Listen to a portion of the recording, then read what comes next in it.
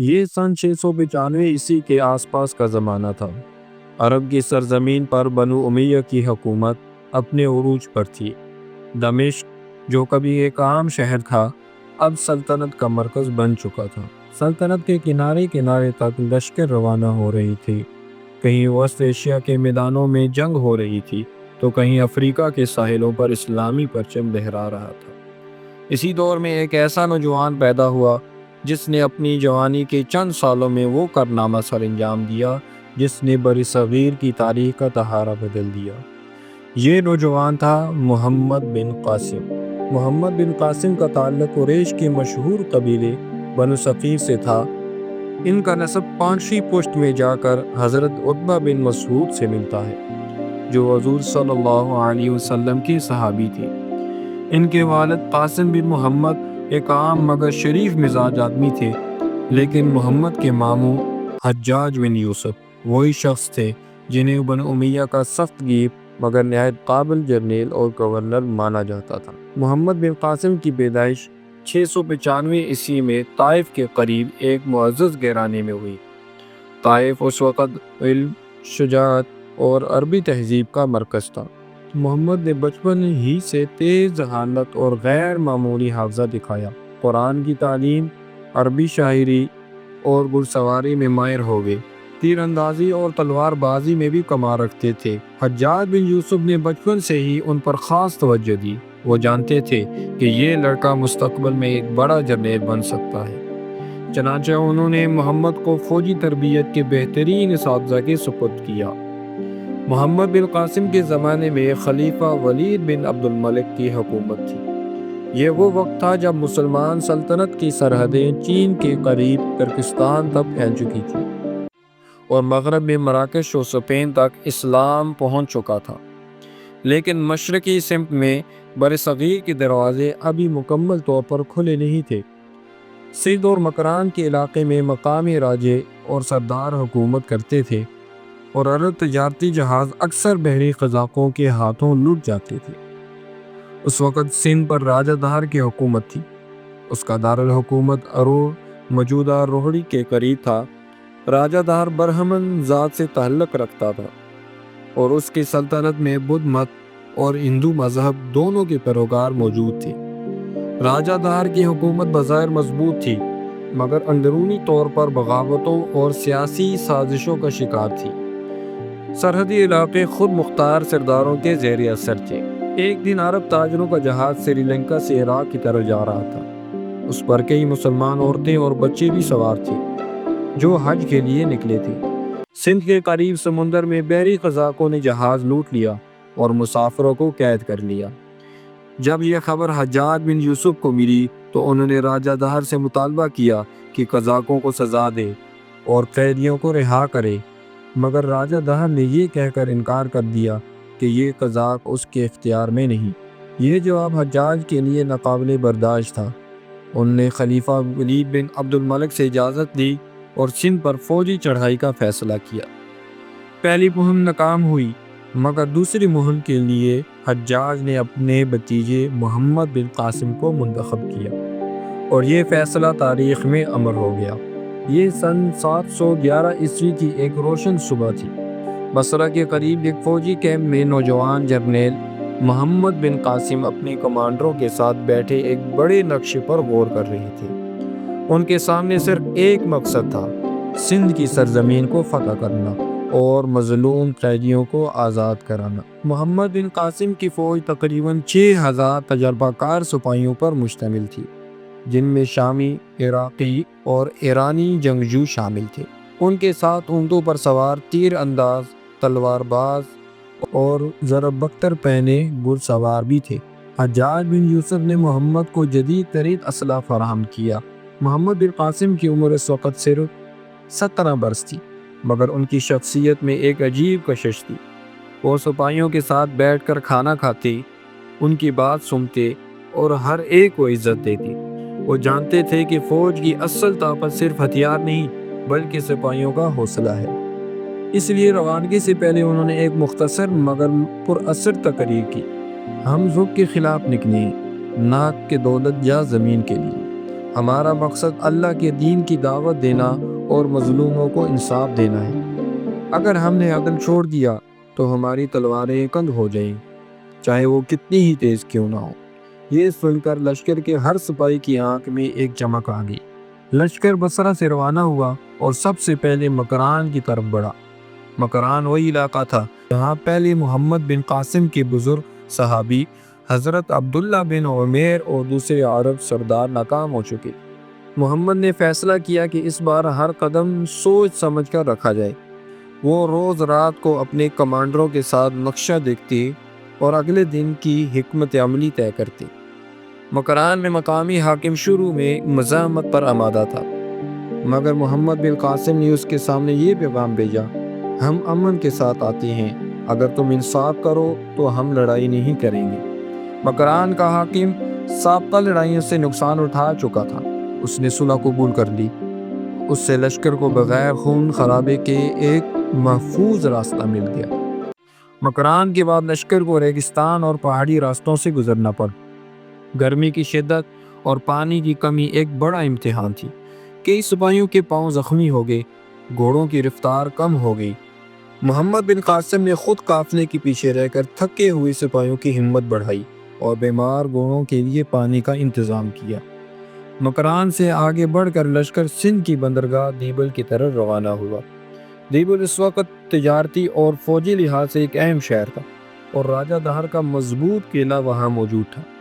محمد بن قاسم جانتے تھے کہ اگر دیبل فتح ہو جائے تو سندھ کا دروازہ کھل جائے گا۔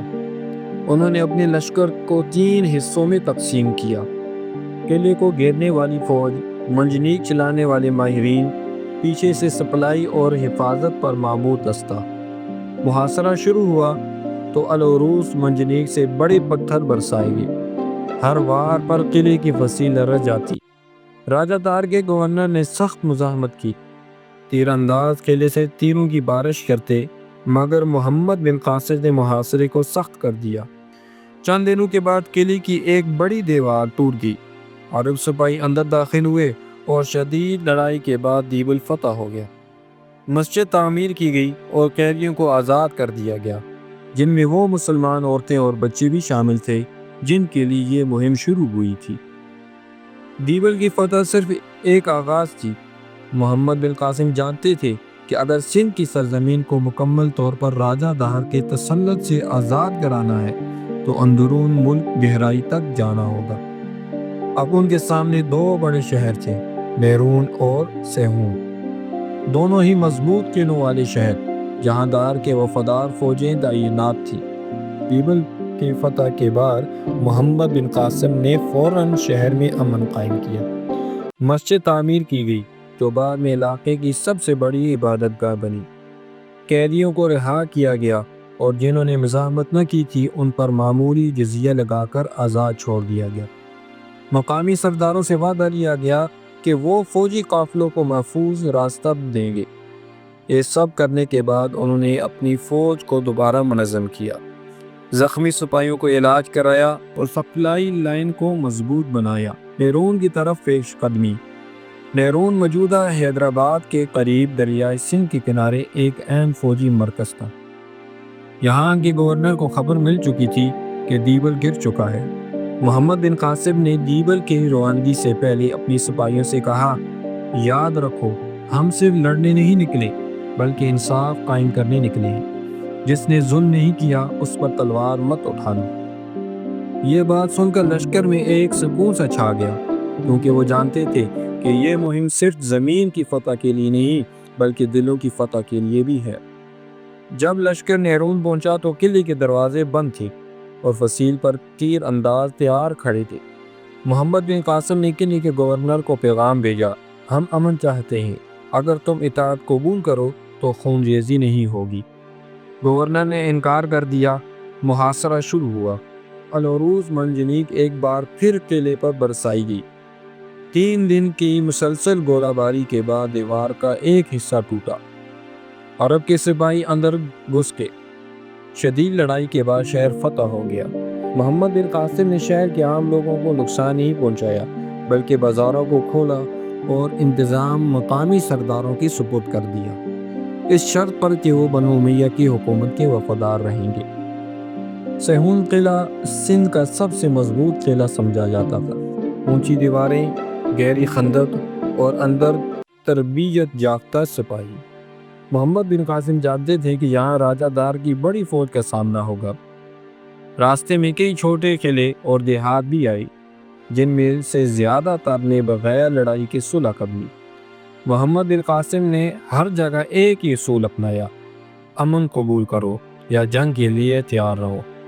سیہون پہنچ کر محمد بن قاسم نے قلعے کا جائزہ لیا۔ انہوں نے محاصرہ 3 سمتوں سے کیا، جبکہ چوتھی سمت دریائے سندھ کی طرف کھلی رکھی تاکہ شہری بھاگنا چاہیں تو بھاگ سکیں۔ یہ ان کی ایک حکمت عملی تھی تاکہ قلعہ زیادہ دیر تک مزاحمت نہ کرے۔ محاصرے کے دوران محمد بن قاسم نے اپنے سپاہیوں کو سختی سے حکم دیا کہ کھیتوں کو نہ جلایا جائے، پانی کے چشمے بند نہ کیے جائیں اور عورتوں اور بچوں کو نقصان نہ پہنچایا جائے۔ چند دن بعد قلعے کے اندر خوراک کی کمی شروع ہوئی۔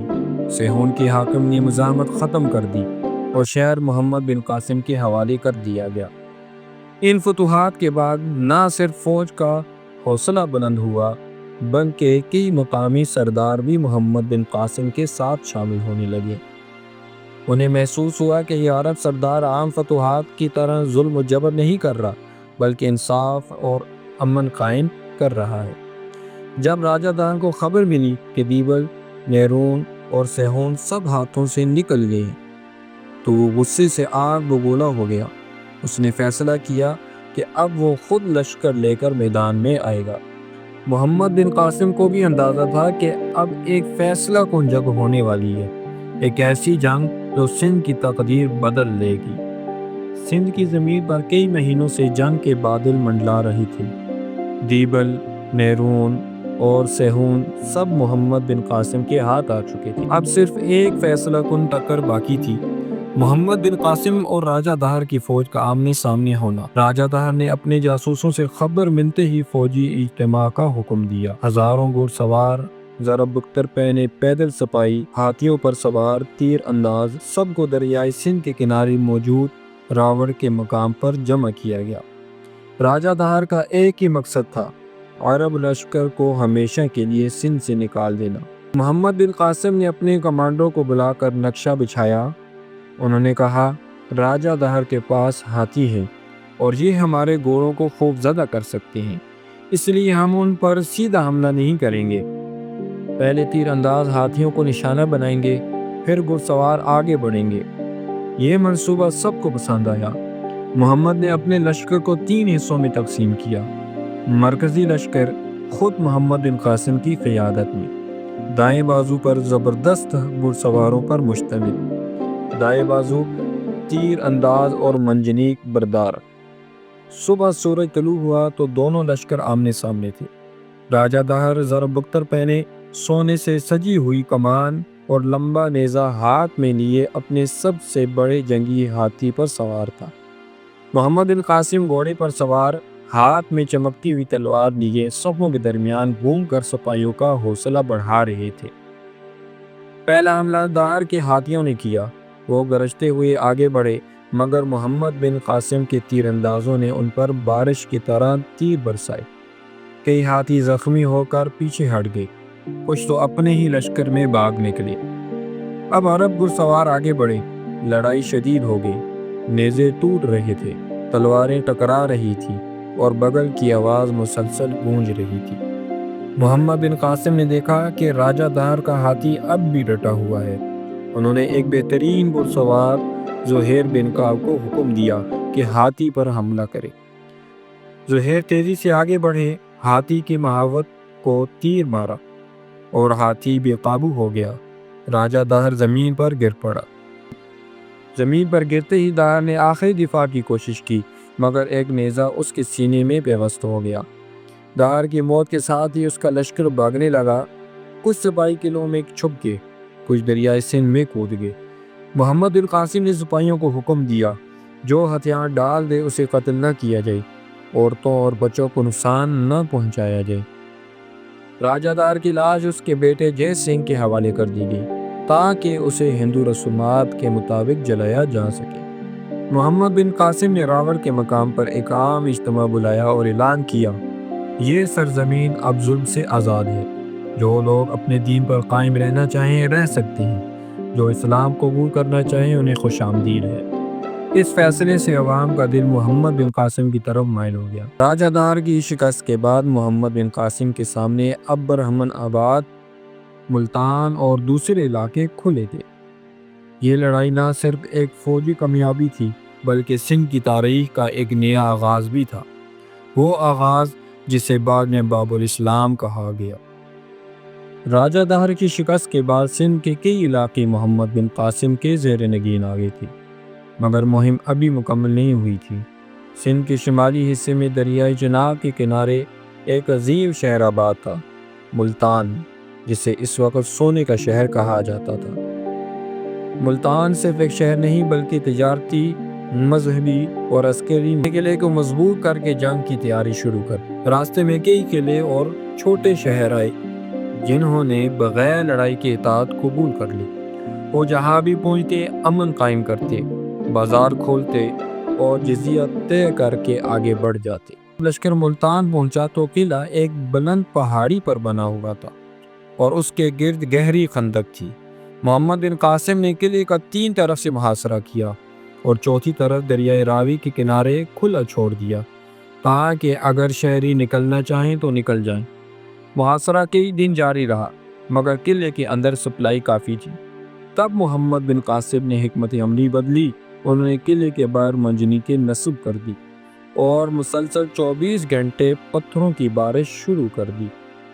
آخر کار قلعے کے ایک حصے میں شگاف پڑا اور عرب سپاہی اندر داخل ہو گئے۔ شہر فتح ہونے کے بعد محمد بن قاسم نے قلعے میں موجود عظیم مندر کا معائنہ کیا۔ یہاں ایک قبرے میں سونے کے ڈھیر، زیورات اور سکے بھرے ہوئے تھے۔ اس خزانے کا ایک حصہ بیت المال میں بھیجا گیا، باقی شہر کی فلاح اور فوجی اخراجات کے لیے مختص کر دیا گیا۔ ملتان کی فتح کے بعد محمد بن قاسم نے مقامی لوگوں کو ان کے مذہب پر قائم رہنے کی اجازت دی۔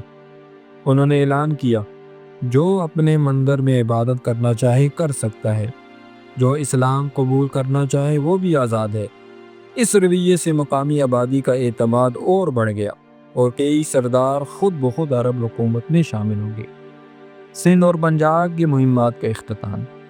ملتان کی فتح کے بعد محمد بن قاسم نے شمال اور مشرق کے کئی چھوٹے علاقوں کو اپنے زیر نگین کیا۔ ان میں بہمن آباد، الور اور جیسلمیر کے قریب کے علاقے شامل تھے۔ کچھ علاقوں میں مزاحمت ہوئی مگر زیادہ تر نے صلح کر لی، کیونکہ محمد بن قاسم کی شہرت ایک منصف اور دیانتدار حاکم کی بن چکی تھی۔ جب تمام بڑی فتوحات مکمل ہوئی تو سندھ عرب سلطنت کا ایک صوبہ بن گیا۔ اس کا مرکز ملتان تھا اور محمد بن قاسم کو گورنر مقرر کیا گیا۔ انہوں نے لیٹ ٹیکس نظام، عدلیہ اور انتظامی ڈھانچے کی بنیاد رکھی۔ مسلمان، ہندو اور بدھ مت کے لوگ ایک ساتھ تجارت اور روزگار میں شریک تھے۔ یہ وہ دور تھا جب سندھ کو باب الاسلام کہا جانے لگا، یعنی برصغیر میں اسلام کا دروازہ۔ لیکن جب فتوحات اپنے عروج پر تھیں، عرب سلطنت کے سیاسی حالات بدلنے لگے۔ دمشق میں خلیفہ ولید بن عبد الملک کا انتقال ہوا اور اس کی جگہ سلیمان بن عبد الملک تخت نشین ہوا، وہی شخص جو ذاتی طور پر حجاج بن یوسف سے ناراض تھا۔ اور چونکہ محمد بن قاسم حجاج کا بھتیجا تھا، یہ تبدیلی آنے والے دنوں میں اس کی زندگی کا سب سے بڑا امتحان ثابت ہونے لگی۔ فتح سندھ کے بعد محمد بن قاسم کی شہرت پورے برصغیر اور عرب سلطنت میں پھیل چکی تھی، مگر قسمت کا کھیل عجیب ہے، کبھی انسان کو عروج کی چوٹی پر پہنچا دیتا ہے اور پھر اچانک زمین پر گرا دیتا ہے۔ 711 سے 714 عیسوی تک محمد بن قاسم نے سندھ میں امن، عدل اور خوشحالی قائم رکھی۔ اسی دوران دمشق میں ایک بڑی تبدیلی آئی، خلیفہ ولید بن عبد الملک کا انتقال ہو گیا اور اس کی جگہ سلیمان بن عبد الملک تخت نشین ہوا۔ سلیمان بن عبد الملک ذاتی طور پر حجاج بن یوسف سے سخت نفرت رکھتا تھا حجاج کا نام سنتے ہی اس کے چہرے کا رنگ بدل جاتا۔ چونکہ محمد بن قاسم حجاج کا بھتیجا تھا، اس لیے یہ دشمنی بلا وجہ اس کی طرف بھی منتقل ہو گئی۔ یہ وہ وقت تھا جب حجاج بن یوسف بھی وفات پا چکا تھا۔ اس کی وفات کے بعد محمد بن قاسم کے لیے دمشق میں کوئی مضبوط سیاسی سہارا باقی نہیں رہا۔ ایک دن دمشق سے ایک شاہی فرمان ملا، محمد بن قاسم فوراً دمشق حاضر ہو۔ یہ حکم بظاہر ایک معمولی تقاضا لگتا تھا، مگر دراصل یہ ایک جال تھا۔ محمد کو اچھی طرح معلوم تھا کہ نئے خلیفہ کے دل میں اس کے لیے کوئی محبت نہیں ہے۔ محمد بن قاسم نے سندھ کا انتظام اپنے نائبین کے حوالے کیا، فوجی قافلہ تیار کیا اور دمشق کی طرف روانہ ہوئے۔ راستے میں جب وہ مکران پہنچے تو وہاں کے گورنر نے شاہی حکم سنایا کہ محمد بن قاسم کو فوراً گرفتار کر لیا جائے۔ محمد بن قاسم کو زنجیروں میں جکڑ کر حران موجودہ شام بھیجا گیا۔ وہاں انہیں ایک اندھیری کوٹری میں ڈال دیا گیا۔ کوئی مقدمہ نہیں، کوئی الزام کا واضح ثبوت نہیں، صرف ذاتی دشمنی اور سیاسی حسد۔ روایتوں کے مطابق قید میں محمد بن قاسم کو سخت اذیت دی گئی۔ مورخ لکھتے ہیں کہ انہیں کوڑوں سے مارا گیا، کچھ کے مطابق بھوک پیاس سے تڑپایا گیا۔ آخرکار یہ نوجوان فاتح، جس نے اپنی 20 کی دہائی میں برصغیر کا نقشہ بدل دیا تھا، صرف 20 یا 21 برس کی عمر میں دنیا سے رخصت ہو گیا۔ جب یہ خبر سندھ پہنچی تو عوام اور فوج میں سوگ کی کیفیت چھا گئی۔ مقامی لوگوں نے کہا، ہم نے ایسا منصف اور بہادر حاکم نہ کبھی دیکھا تھا، نہ شاید کبھی دیکھیں گے۔ محمد بن قاسم کی فتوحات زیادہ دیر تک عرب سلطنت کے قبضے میں نہ رہ سکی، مگر اس کے لگائے ہوئے انصاف، مذہبی رواداری اور امن کے بیج نے آنے والی صدیوں میں برصغیر میں اسلام کے فروغ کی بنیاد رکھی۔ سندھ کی سرزمین ہمیشہ اسے باب الاسلام کا فاتح کے طور پر یاد کرتی رہی۔ محمد بن قاسم کی کہانی صرف ایک فوجی کی کہانی نہیں، یہ ایک نوجوان کی کہانی ہے جس نے ایمان، انصاف اور حوصلے سے تاریخ کے تہارے کو بدل دیا۔ وہ کم عمر تھا مگر اس کی سوچ بلند تھی، وہ طاقتور تھا مگر اس کا ہاتھ ظالم پر ہی اٹھتا تھا، اور شاید یہی وجہ ہے کہ صدیوں بعد بھی اس کا نام زندہ ہے اور زندہ رہے گا۔